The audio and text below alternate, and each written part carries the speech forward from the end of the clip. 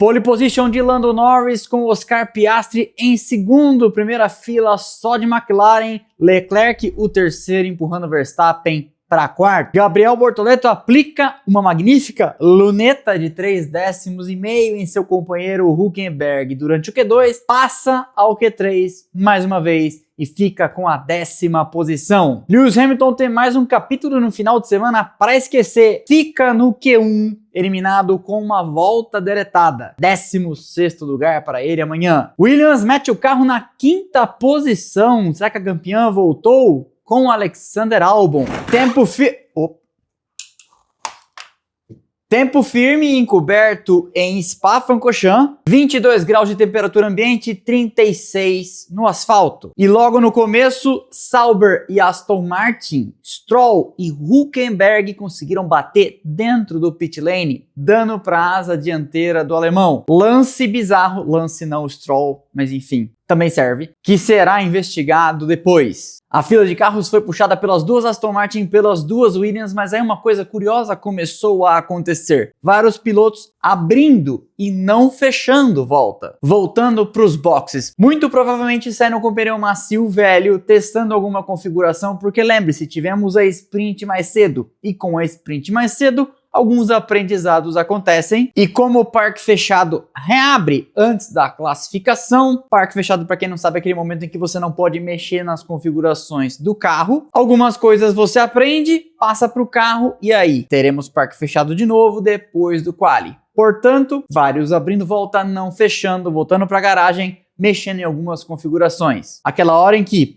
não deu certo, reverte, ou deu certo, quem sabe a gente vai mais um pouco nessa direção. Enfim, cada equipe, cada carro fazendo da sua forma. Carlos Sainz, por exemplo, foi um desses. Volta aberta, entrou na bus stop, mas foi direto para os boxes. Lando Norris foi o primeiro a fazer marca 1:42.076, respondido por Oscar Piastri. 1:41.998, menos de um décimo entre os dois, numa volta bem longa, 7 km. Ocon abortou volta, Hülkenberg também, parecendo então que estavam fazendo aquilo que eu comentei. Parecendo, lembre-se bem, cuidado com afirmações peremptórias nesse esporte que é mais de pergunta do que de respostas. A gente nunca sabe efetivamente o que está acontecendo, por isso que a gente não bota que choca, isso muda tudo, Sauber espantada. Enfim, você já viu. Vieram então as duas Mercedes, Russell 1:42.564, Antonelli atrás dele 1:42.732. Verstappen passou 1:42.066, mais uma vez colocando seu carro entre as duas McLaren. Bortoleto fez sua primeira tentativa 1:42.851 e deu para ver no mapinha o Hülkenberg dando vácuo para ele na sua volta de abertura, enquanto o Bortoleto vinha atrás na sua lançada. Com 8 minutos para o final, tudo mudou de repente, porque quem não tinha usado pneus macios novos, usando o que tinha usado no TL1 de ontem, veio para a pista de borracha nova e apareceram então na ponta Sainz, Lawson, Albon, Behrman, empurrando as McLarens, Max Verstappen, todo mundo para baixo. Leclerc veio 1:41.635. Melhor tempo. Hamilton passou e foi sexto, 0.304 atrás do companheiro. Hamilton vem tendo um final de semana para esquecer. Um rodadão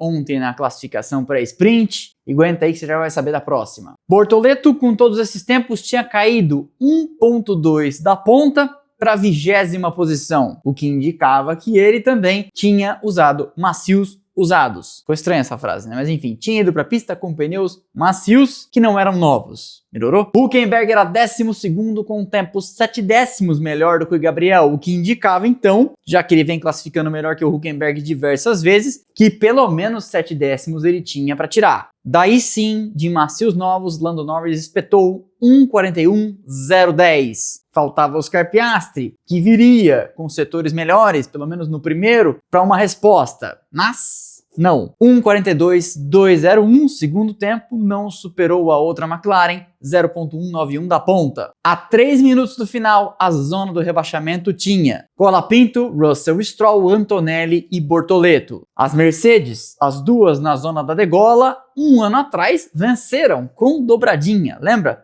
Russell Hamilton, mas aí Russell foi desclassificado. Os dois vieram, melhoraram, saíram da zona da degola. Bortoleto também fez uma ótima volta, 10ª posição, 1:41.908, e apareceu na tela o tempo estimado, uma projeção de dados da Fórmula 1, 1:42 era o tempo da degola que eles supunham. Bortoleto, portanto, 1/10 abaixo disso, escaparia. Abaixo no cronômetro, tá? Acima, em tempo melhor. Mas aí veio o Gasly, melhorou, veio o Hamilton, melhorou, e Bortoleto acabou caindo para a 16ª posição. Zona de eliminação, então, Bortoleto, Colapinto, Antonelli, Alonso e Stroll. Mas a volta de Hamilton foi deletada. Ele tinha subido para a 5ª posição, logo atrás de Leclerc, com um tempo no mesmo 10º, mas excedeu os track limits lá no topo da Radion. Volta deletada, ficou de fora. Como eu falei, Hamilton vem tendo um final de semana para esquecer. Ficou bastante tempo dentro do carro, olhando para o nada e para o volante. E com isso, Gabriel voltou para os classificados. Passou então para o Q2. Eliminados então, aí sim, Hamilton, Colapinto, Antonelli, Alonso e Lance Stroll. O que... sabe o que é? Eu assisto, escrevo, aí vou gravar e esqueci de tirar. Mas enfim. O Q2 começou com o asfalto esfriando 1 grau e Verstappen foi o primeiro da ponta a marcar tempo. Aliás, primeiro de todos. 1:40.951, melhor tempo. Segundo, ainda que temporariamente, Yuki Tsunoda. 1:41.245, bons 3/10 entre os dois. É o que a Red Bull sempre queria que ele andasse. 3/10 do Verstappen, mas é bem difícil disso acontecer. Russell passou e foi terceiro, 1:41.379, e Esteban Ocon, mais uma vez, muito bem, 1:41.675. As McLarens ainda tinham que fazer volta. Veio Oscar Piastri, 1:40.626. Primeiro lugar. Norris passou e foi o segundo, 0.089 do companheiro. Parelho. Bem diferente da luneta de 6/10 que ele tomou ontem no Sprint Quali. Hülkenberg e Bortoleto vieram, Hulk em 11º, Bortoleto em 12º, Hulk 1:329 da ponta, Bortoleto no mesmo 10º, 1.347. Bem perto. E aí, querida, Berman deu uma salvada na Purron, uma curva, que na verdade são duas, à esquerda, depois daquela descida, já lá no miolo, que se ele não salvasse, alguém do carro médico provavelmente teria que lhe salvar. Na Purron seria um porradão terrível, né? Tá parecendo TV aberta. Na Purron teria sido uma panca. Entrou Leclerc no rádio e deu a letra. Honestamente, não tem muito mais para tirar do que essa volta. Essa volta foi muito boa. E o cara no rádio disse, realmente, a volta foi muito boa. O que tem uma boa e uma má notícia, né? A boa notícia é que a volta foi muito boa, a má notícia é que não dá para ir muito além dela. Foi isso que ele quis dizer. Todo mundo em fila então para a segunda rodada da segunda parte. A turma que compete com Bortoleto e a Sauber veio em boas voltas. Gasly e Hadjar melhoraram, subindo para os 10 primeiros. Hülkenberg passou e não melhorou, mas Bortoleto vinha atrás. E meu amigo, minha amiga, que volta boa. 1:41.336, enfiando no Hülkenberg, que fez 1:41.707, 3/10. É bastante coisa para tio Hulk. E aí começamos a fazer conta, passou pro Q3 ou não passou pro Q3? Porque tinham duas Haas em volta rápida, e as Haas deram trabalho o final de semana inteiro. E já tinham feito um 5º e um 7º lugar na sprint, lembra? Ocon, por exemplo, tinha o melhor setor da sessão inteira, melhorou da sua própria marca. Setor roxo, na primeira parte, que vem da reta La Source, Morro Abaixo, Rouge, reta Camel até a freada da Lecombe. Tudo isso é o primeiro setor. Parecia então que Bortoleto poderia estar ameaçado, porque ele passava em 9º, Albon era o 10º. Mas nem Ocon nem Berman subiram para o top 10. Os dois melhoraram das suas próprias marcas, mas não ameaçaram nenhum dos 10 primeiros. Nem Bortoleto, nem Albon. Eliminados então, Ocon, Berman, Gasly, Hülkenberg e Carlos Sainz. Excelente resultado do Bortoleto, passando mais uma vez para o Q3. Passou ontem, passou hoje e passou na última corrida, não passou? O carro da Sauber, depois daquela atualização em Barcelona, acordou de verdade. Falei no short, inclusive, depois da sprint, que o ritmo dele conseguindo se segurar ali entre Hadjar e Lawson na 9ª posição durante a sprint era encorajador para a corrida de amanhã. Mas a gente já fala mais de prognósticos. Vamos continuar aqui porque veio o Q3. O Q3 começou com uma fila bem menor, 10 sobreviventes saindo do pit lane. Verstappen vinha em volta rápida e atrás dele as duas McLaren também brigando no cronômetro com 8 milésimos entre elas nos setores. Antes deles completarem, Russell passou 1:41.5, melhor tempo provisório. Verstappen veio 1:41.0 e subiu para a ponta. Piastri passou 1:40.7 e Lando Norris na sequência, alguns metros atrás, respondeu 1:40.5, empurrando Verstappen para a 3ª posição, Lando para o topo.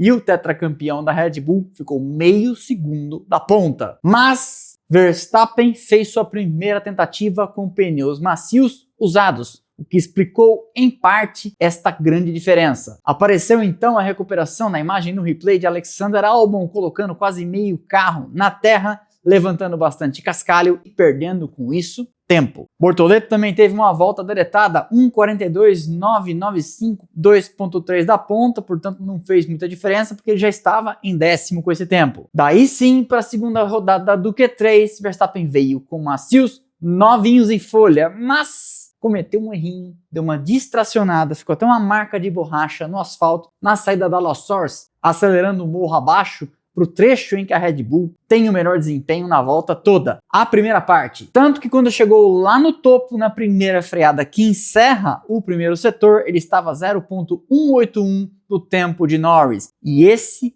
como eu falei, é o trecho em que eles costumam andar melhor. E aí, de fato, a volta já tinha ido para o saco, porque quando passou na segunda marca, no final do segundo setor, estava 0.393 de Norris. Ele até melhorou sua própria marca, mas continuou em 3º. Quer dizer, continuou até ali, porque Leclerc passou e tirou o Verstappen da 3ª posição, empurrando ele para 4º. Norris veio e não melhorou. Piastri passou e também não. Portanto, continuaram em 1º e 2º. Leclerc 3º, Verstappen 4º. Sabe quem melhorou? A Williams com Alexander Albon, espetando o carro na 5ª posição. É mole? Pole então de Lando Norris, primeira fila de McLaren com Oscar Piastri ao seu lado, os desafiantes para o campeonato, e a história nos mostra que sair em segundo em Spa pode ser um bom negócio. Portanto, Norris tem uma pole nas mãos que pode ser o cálice envenenado. Piastri tem a reta depois da Eau Rouge Radion inteira para segui-lo. A não ser que alguma coisa aconteça ali no grampo da La Source e Norris consiga escapar de alguma forma. Ou largue mal, né? Porque Norris tinha uma sina até o ano passado de não conseguir converter pole position nem em primeira curva na liderança. Vai saber. Aí, nesse caso, o azar do passado pode ser a sorte do futuro, porque não contorna na frente, mas aí é ele que tem a reta para subir atrás. 6º foi George Russell, 7º Yuki Tsunoda, a mais ou menos 3 décimos e meio do Verstappen, ou seja,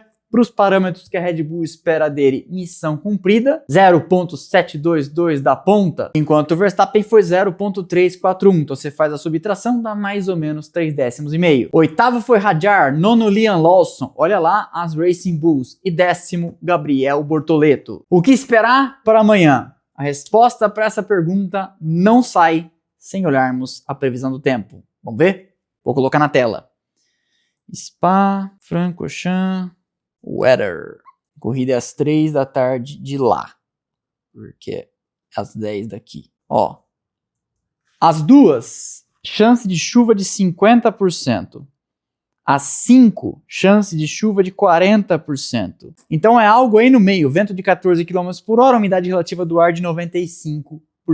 14 graus, bem mais frio que hoje, que tinha 22. Sabe o que eu acho? Que a gente não sabe, mas que quando você tem 50% de chance de chuva em Spa, é bom se preparar, e as equipes sabem disso. Vamos começar pelo começo. Norris e Piastri têm uma briga ali que vai passar muito pelo que pode acontecer na primeira curva. Verstappen e Leclerc logo atrás podem se beneficiar disso. A gente viu hoje mais cedo na sprint como partir de trás na primeira volta pode ser interessante, porque quem vai na frente tem todo o trabalho de abrir um buraco no meio do vento, quem vem atrás pode se beneficiar, a reta é longa, a freada lá em cima é forte, enfim. E depois, nas próximas voltas, tem ainda o DRS. Bortoleto tem à sua frente as duas Racing Bulls com quem ele andou bem na sprint. Logo, é de se esperar que ele esteja ali no bolo. Vem atrás carros que podem complicar. As duas Haas, Gasly, Hülkenberg e Sainz. Sainz, por exemplo, o 15º, tem seu companheiro em quinto e ele foi sexto hoje na sprint, ou seja, é carro para vir para frente. As duas Haas andaram bem, Ocon e Berman. Ou seja, carreiras são carreiras, já diria Juan Manuel Fangio. Não dá para adivinhar tudo o que vai acontecer, especialmente se chover. Uma coisa que eu conversei de novo no final de semana do WEC com o pai do Bortoleto e que eu já disse aqui é o seguinte: ele vem numa trajetória ascendente muito parecida com a sua na Fórmula 3 e na Fórmula 2 nos últimos anos. Comentei num podcast que eu fui semana passada lá no Motor Grid. Nem é notícia mais o Bortoleto classificando melhor do que o Hülkenberg, não porque não seja importante e de se destacar, mas sim porque já ficou meio comum. Hoje, então, tô destacando aqui que ficou na frente por uma meta. Então é uma corrida para ter cabeça, conservar os pneus, ficar no bolo, porque muita coisa pode acontecer. Lembrando que tem carros vindo de trás mais rápidos. Antonelli, Hamilton. Portanto, amanhã, se por exemplo chegar em 10º, é um excelente resultado. Tem muito carro atrás que pode complicar. E não tem muitos carros à frente que ele possa superar. Por exemplo, as duas Racing Bulls, com quem ele andou na balada hoje. Mas, de toda forma, é um excelente resultado. Passar para o Q3 mais uma vez é muito bom. E isso numa pista para adultos, como Spa-Francorchamps, chama a atenção. Especialmente, volto a frisar, por causa de 3,5 décimos para cima do Hülkenberg, que a gente sabe não é um Zé Mané. Verstappen amanhã fica na posição de franco atirador. Não tem muito a perder. E quando o Verstappen não tem muito a perder, quem tem a perder são os demais. O carro da Red Bull consegue entregar excelente velocidade em reta, o que é muito bom para atacar ultrapassando e se defender. E Tsunoda no top 10 mostra que as atualizações trazidas estão funcionando. Alguém mandou para mim, acho que foi no direct ou no grupo de assinantes do canal. Verstappen estava parecendo um jogador de futebol que quer derrubar o técnico e não joga nada até que ele caia. Christian Horner caiu. Já pensou? Para o campeonato, Verstappen entrando no meio da briga das duas McLarens seria sensacional. Como diria Scorsese, absolute cinema. A largada é amanhã, 10 horas da manhã. 15 minutos antes, entramos ao vivo, Jefferson Kearney e eu, para a nossa transmissão paralela em segunda tela, outro canal. Espero vocês, já vou deixar a live de amanhã então do outro canal criada, link fixo aqui no primeiro comentário e vamos com vocês ao vivo até a bandeirada em segunda tela. Você assiste lá, mas acompanha com a gente aqui, porque não temos as imagens, mas temos a maior e melhor audiência do Brasil, trazendo informação, opinião e descontração para vocês. Fechado?